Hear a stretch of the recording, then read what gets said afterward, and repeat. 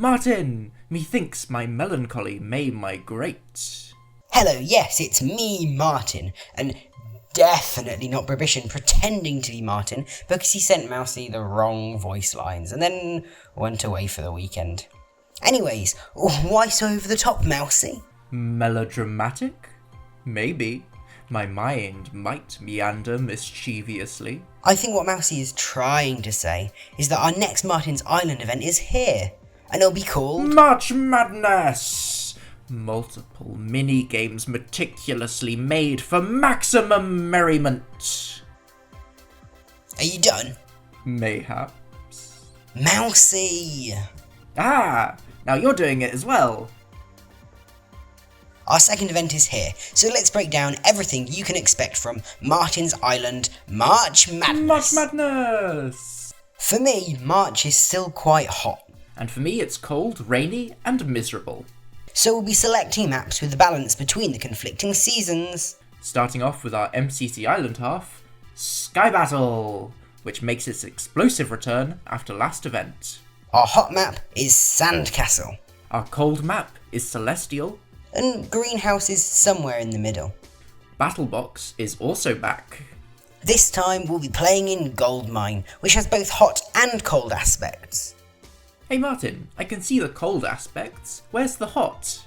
TNT. And we'll be swapping out our movement games, replacing Parkour Warrior Survivor and To Get to the Other Side with Hole in the Wall and Martin's personal favourite, Rocket Spleef Rush.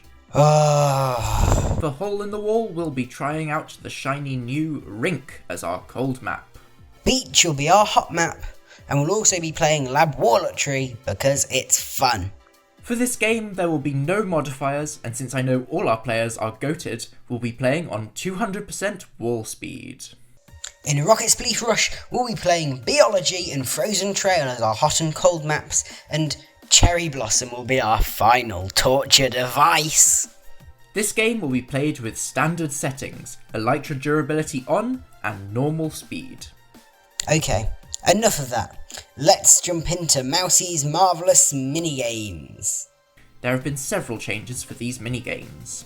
Hole in the Floor gets a few extra floors added. And we now have a proper map for this game, the absolutely stunning Waterfall made by Martin Mars.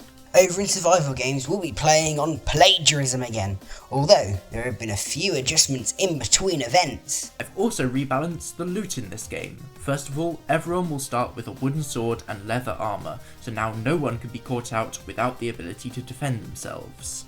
This therefore means that leather has been removed from the loot table, leaving more room for copper, gold and iron. I've also removed diamonds from the basic loot tables, although they can still be crafted by transmuting iron or found in loot crates.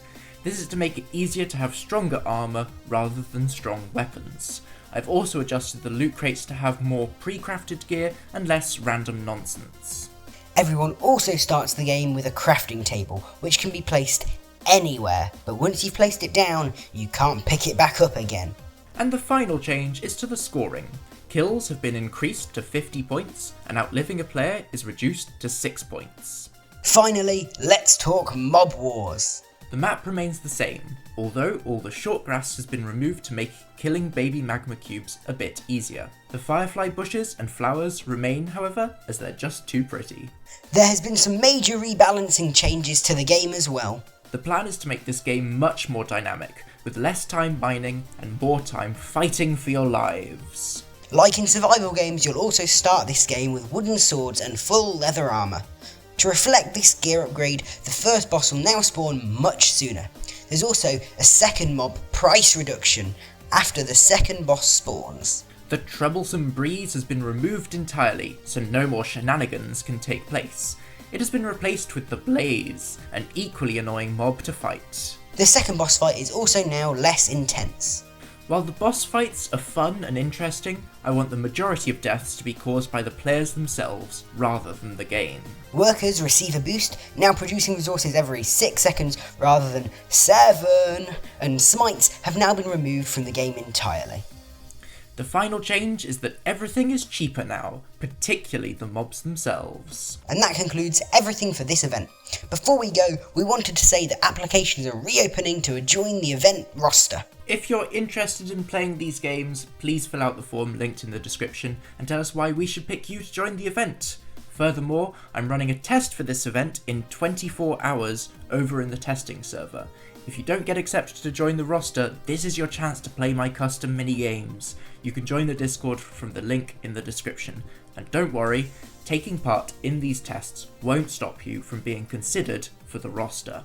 We can't wait to... And another thing! I'd like to take this moment to welcome Bribition to our building team. They've made some really awesome builds already, and although I can't show them yet because, spoilers, I'm really excited to share them with you in the future. We can't wait to see you for Martin's Island March Madness on Friday the 27th of March at 8 PM GMT. Bye!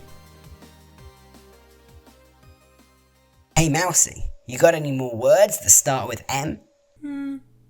Machiavellan. Not bad. I accidentally